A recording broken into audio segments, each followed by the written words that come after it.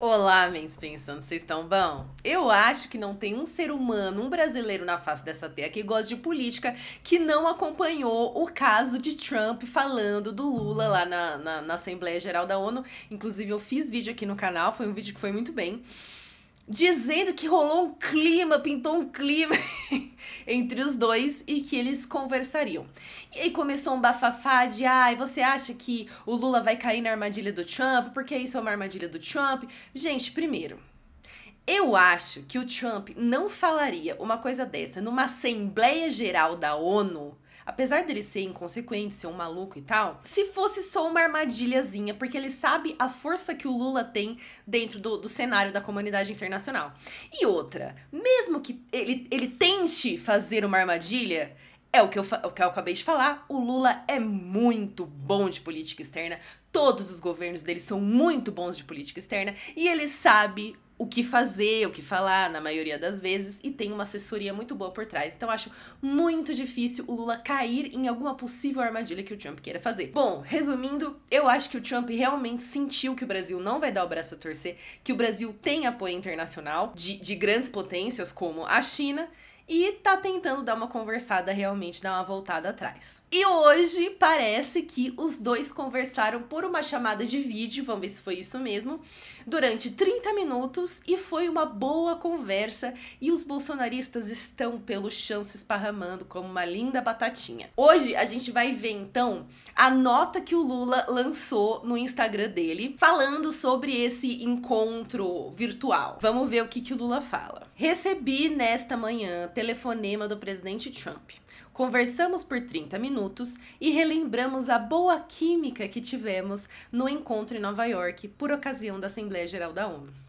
Bom, recebi um telefonema do presidente Trump, então quer dizer que foi o Trump que ligou pra ele? Interessante, se foi o Trump que ligou pra ele, também demonstra um interesse maior do Trump sobre essa conversa aí. Muito bom. Conversamos por 30 minutos, que foi o que a gente falou.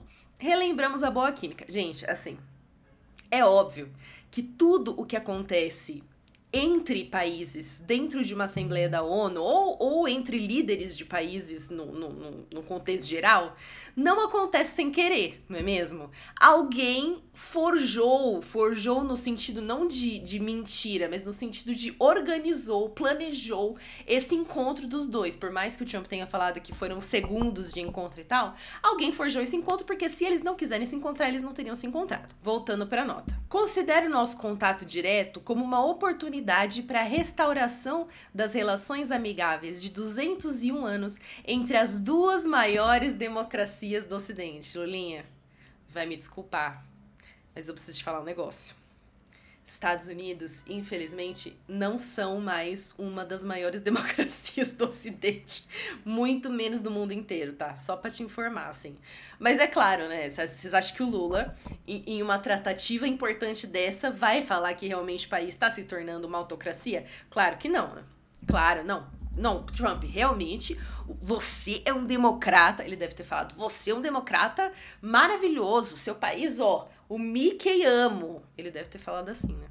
Lula não é besta. No telefonema, recordei que o Brasil é um dos 3 países do G20 com quem os Estados Unidos mantêm superávit na balança de bens e serviços.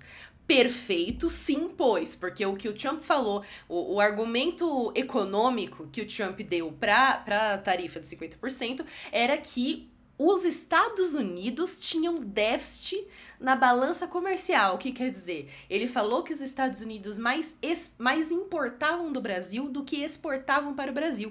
E isso é uma mentira. Quem tem déficit com os Estados Unidos, ou seja, quem mais importa dos Estados Unidos do que exporta para os Estados Unidos é o Brasil. Então, o Lula já falou, olha, deixa de fake news, meu lindo, é a gente que tá em desvantagem nesse negócio. Solicitei ao presidente Trump a retirada da sobretaxa de 40% imposta a produtos nacionais e das medidas restritivas aplicadas contra autoridades brasileiras. Olha aí. Aí a gente já pode ver que o assunto pode ter sido, assim, em sua maioria econômico, mas rolou uma pontinha da conversa aí pro assunto político, que é o que realmente envolve essa tarifação dos Estados Unidos, né? O Trump falou ali da déficit superávit, exportação, importação, não sei o quê, e falou, olha, será que você pode tirar os 40% e as medidas restritivas, que também não fazem sentido nenhum? Então, acho show. Pelo menos dá uma passadinha aí e fala, olha, não existe isso de interferir na nossa política aqui, na nossa democracia e tal. Acho que o Lula deveria falar isso mesmo. O presidente Trump designou o secretário de Estado, Marco Rubio, para dar sequência às negociações com o vice-presidente Geraldo Alckmin, o chanceler Mauro Vieira e o ministro da Fazenda, Fernando Haddad. Isso aí pode ter duas conotações. O que os bolsonaristas estão falando, obviamente, agora é se o Trump colocou o Marco Rubio, que é um dos caras mais, assim, extremistas do governo dele, para fazer essa tratativa com o governo Lula, então quer dizer que realmente é uma armadilha, que ele quer pegar o Lula de jeito, não sei o que lá, justamente porque o Marco Rubio é bem extremista. Mas também pode querer dizer que o Trump talvez tenha... Porque o Marco Rubio, gente, deixa eu explicar uma coisa. Explicar não, né? É uma impressão que eu tenho. O Marco Rubio, mesmo quando o Trump começou a ficar mais pianinho em relação ao Bolsonaro, quando o Bolsonaro foi condenado, o Trump não quis falar muita coisa e tal, e foi o Marco Rubio que continuou a escalada da encheção de saco americana em relação ao bolsonarismo. Então, qual que é a minha impressão? Pode ser que essa designação do Marco Rubio para fazer essa ponte com o governo Lula seja uma forma do Trump falar, tipo, ó, para com isso, chega, uma mensagenzinha pro Marco Rubio, assim, tipo, chega, agora a gente vai tratar com eles as questões econômicas e é isso, cala a boca, chega de Eduardo Bolsonaro. Pode ser muita inocência da minha parte? Pode ser, mas... eu acho que é verdade, sim. Aí ele continua. Nós concordamos em nos encontrar pessoalmente em breve. Sugeri a possibilidade de encontro na cúpula da ASEAN, na Malásia. Reiterei o convite a Trump para participar da COP30 em Belém e também me dispus a viajar aos Estados Unidos. Bom, já corria esses rumores, esses boatos de que o encontro dele seria na ASEAN, que é a Associação das Nações dos Países Asiáticos, dos Estados Asiáticos, algo assim, onde alguns países que não são asiáticos, mas que têm bastante comércio com esses países e tal, são convidados a participar e os dois países iriam, então tinha esses rumores de que eles iam se encontrar lá. Reiterar o convite pra vir pra COP30, eu acho show, e se por um acaso o Trump me aparecer aqui na COP30, aí realmente não tem como falar que é uma armadilha dele que o Lula perdeu. Porque se esse cara, depois de tudo que ele já falou, de mentira, de aquecimento global e de que pensar no meio ambiente é ridículo e não sei o quê, se esse cara me aparece na COP30, ou é pra explodir o Brasil, ou é porque o Lula realmente ganhou. Mas me dispus a viajar aos Estados Unidos, aí eu já achei meio demais. Aí eu já achei um pouquinho assim,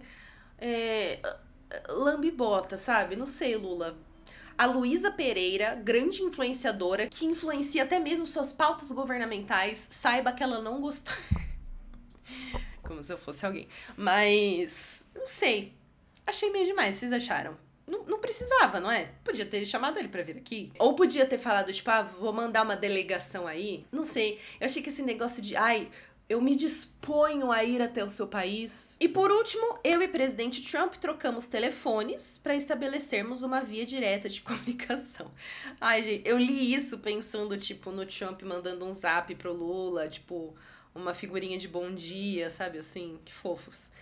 Estavam comigo na conversa meu vice-presidente Geraldo Alckmin, os ministros Mauro Vieira, que é o ministro das Relações Exteriores, né? Fernando Haddad, que é o ministro da Fazenda, o Sidônio Palmeira, que é da Secretaria de Comunicação, e o assessor especial Celso Amorim, que, se não é o ministro das Relações Exteriores, é o segundo nome das Relações Exteriores, porque é o braço direito, sempre foi o braço direito do Lula em relação a esse âmbito do governo. O que vocês acham que vai acontecer? Eu acho que vai demorar um pouco, mas ele vai dar uma cedida sim. Eu não acho que é uma armadilha, como eu falei pra vocês. O Trump sabe, o Trump pode ser a pessoa mais ridícula possível, mas ele sabe que o Lula tem um trânsito dentro da comunidade internacional muito grande, um apreço muito grande, muita gente gosta dele. Eu duvido que seja uma armadilha. Acho muito legal que o Lula fez uma comunicação e está lidando com isso. Ainda não vi nenhum vídeo, nenhuma fala dele fala com a boca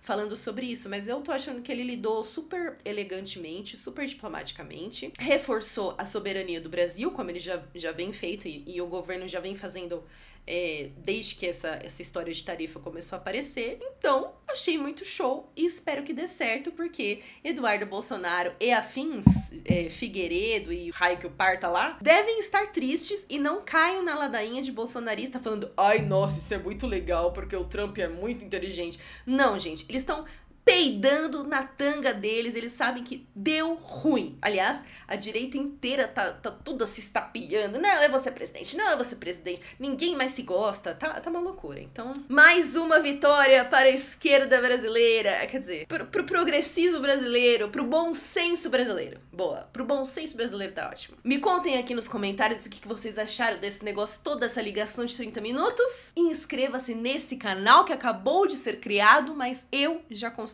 pacas. Um beijinho e até daqui a pouco.